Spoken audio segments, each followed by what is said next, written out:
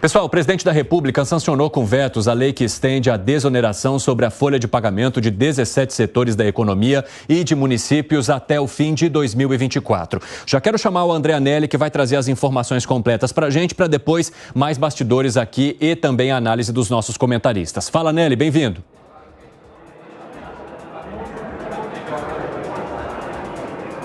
Gente, ramo com água imediatamente no André Anelli. Todo dia.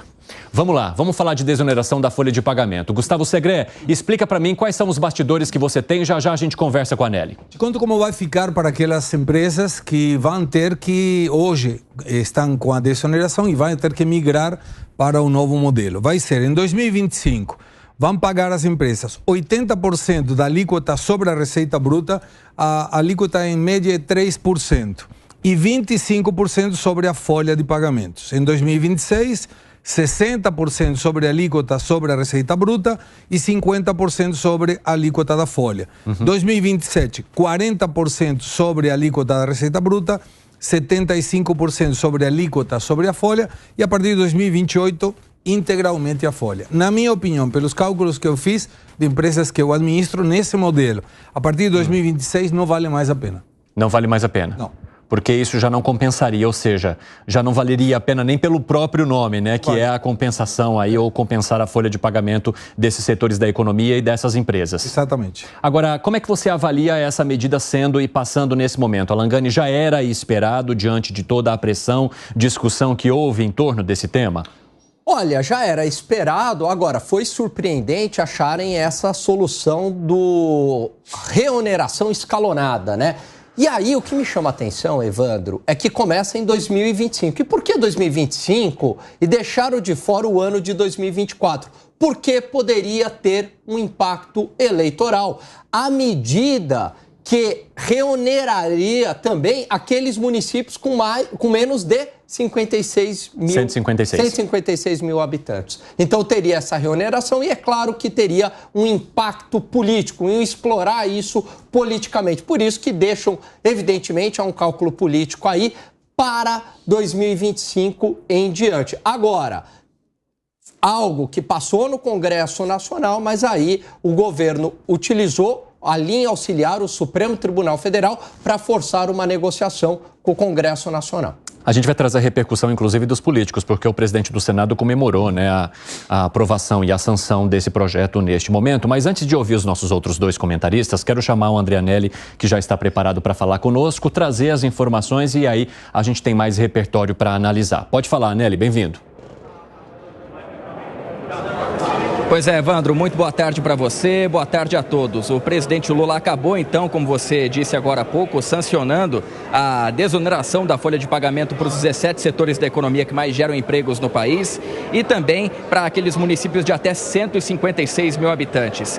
Na prática, o governo acabou sancionando aquele que foi um amplo acordo entre o Executivo e o Legislativo e no prazo bem curto, bem perto de acabar em relação ao que tinha determinado o STF, o Supremo Tribunal Federal, para que os poderes se manifestassem em relação a esse tema, porque o STF julgou inconstitucional a continuidade da desoneração da folha de pagamento até o ano de 2027. Depois, então, de uma grande negociação entre Executivo e Legislativo, houve esse entendimento por parte, então, dos poderes de que vai haver uma reoneração gradual na folha de pagamento e de 5%, 5 pontos percentuais por ano até 2028, ou seja, 5% em 2025, mais 5%, totalizando 10% em 2026, outros 5% em 2027 e aí chegando aos 20% novamente em 2028, já fazendo com que aquele empresário ele não tenha mais a opção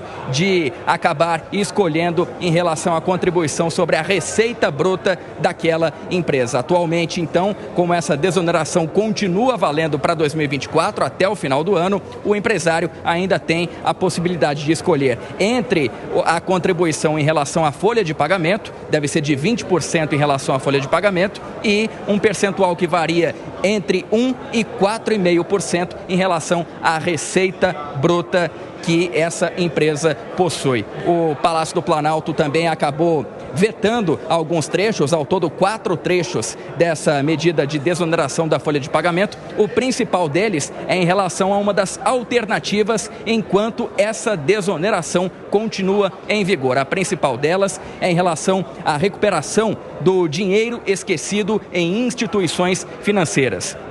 Inicialmente, a própria proposta, de acordo com o Palácio do Planalto, nos artigos 45 e 47, previa um prazo até dezembro de 2027 para que a população pudesse resgatar, então, esse dinheiro esquecido em instituições financeiras, que o Banco Central calcula que sejam cerca de 8 bilhões e meio de reais, mas o próprio Palácio do Planalto acabou julgando essa medida como uma espécie de contradição em relação a um outro artigo que diz que o prazo é de 6 meses em relação à publicação pela própria instituição, pelo próprio Banco Central. Portanto, esse foi um dos pontos em relação aos vetos do presidente da República. Foram 4 ao todo, mas sem perder o teor principal da proposta, que acaba reonerando, então, as 17 empresas que mais geram, os 17 setores que mais geram empregos aqui no país e também os municípios de até 156 mil habitantes, mas de forma gradual, retomando totalmente essa reoneração a partir de 2028, Evandro. Muito obrigado pelas informações, André Anelli. Bom trabalho para você. Fábio Piperno, um dos grandes debates que a gente fez aqui, né, e do qual você argumentou bastante, é o fato de já ter um prazo que deveria ter sido cumprido, para o qual as empresas deveriam ter se preparado. Pois bem, isso não aconteceu num primeiro momento, houve uma nova discussão no Congresso, que levou à continuidade da desoneração da folha de pagamento, que depois foi contestada pelo governo federal, que gerou esse imbróglio todo, que termina agora com a sanção presidencial para uma desoneração que vá perdendo, então, o seu calibre com o passar dos anos. Agora, os municípios e as empresas precisam entender que, a partir de determinado período, eles não terão mais esse benefício. Bom, eu sempre fui contra a desoneração, mas também eu era igualmente contrário ao fato, né, de a prova depois retoma o que deveria estar vigente de acordo com o texto anterior, ou seja, não havia nenhuma... essas idas e vindas acabavam com a previsibilidade em relação ao tema. Exatamente. E a gente está falando de algo fundamental para as empresas. Independentemente da empresa ter que pagar pouco ou ter que pagar muito, ela tem que ter previsibilidade. Empresas e, no caso, também prefeituras. Então, eu acho que pelo menos agora passa a existir uma regra. Passa a existir uma regra que vai corrigindo parcialmente e gradualmente erros cometidos lá atrás. Foi um longo processo, um longo caminho de muito desgaste para todos os envolvidos e que mostrou insensibilidade do executivo no momento de recorrer no tempo correto, de enviar uma proposta da forma mais palatável ao Congresso, isso no final do ano, o que não foi feito, e também coloca fim a uma barbeiragem extrema do Congresso, que acabou aprovando um texto inconstitucional e que seria facilmente derrotado, como todo mundo, como muita gente de juízo chamou a atenção à época. Então, todo mundo foi muito mal nesse processo todo. E também as empresas querendo perpetuar um benefício que já vinha se prolongando há mais de uma década. Então, eu acho que pelo menos agora a gente vai ter uma correção em relação a esse tema. José Maria Trindade, como é que você avalia o desfecho dessa história, hein? Pois é, foi bom o debate, eu vou explicar por quê. Em primeiro lugar, eu defendo um mercado de trabalho aberto, mais livre, o patrão contrata mais, pode pagar muito mais, porque, na verdade, esqueçam essa história de 13º, férias, o nome disso é custo. O empresário calcula um funcionário pelo custo, custou tanto por ano. O nome que se dá aí de 13º, de férias, é puro acaso, o caso é o custo.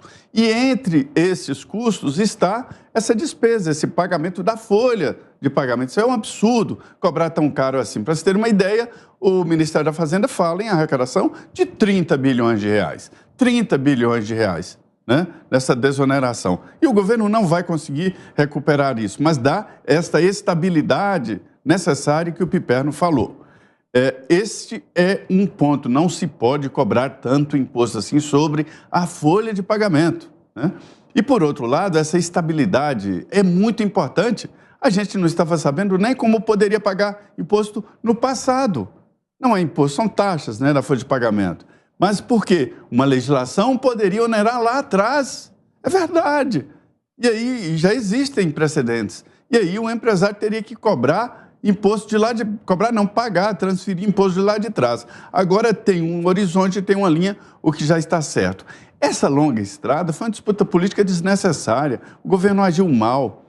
Durante a votação do projeto de prorrogação da desoneração, o governo tinha que agir ali, e regulamentar de uma maneira melhor. Não negociou, foi arrogante, vetou, o Congresso derrubou o veto. É essa a história do estica e puxa. O bastidor disso aí é que o presidente do Senado assumiu ali a responsabilidade de votar esse projeto. Ligou para Lula, logo depois da sanção, ligou para o presidente Lula e falou, dever cumprido, é isso aí, gostei, foi uma longa caminhada, mas já houve a conclusão e está tudo certo. Todo mundo gostou, foi um fim de uma história que não precisava ser longa assim.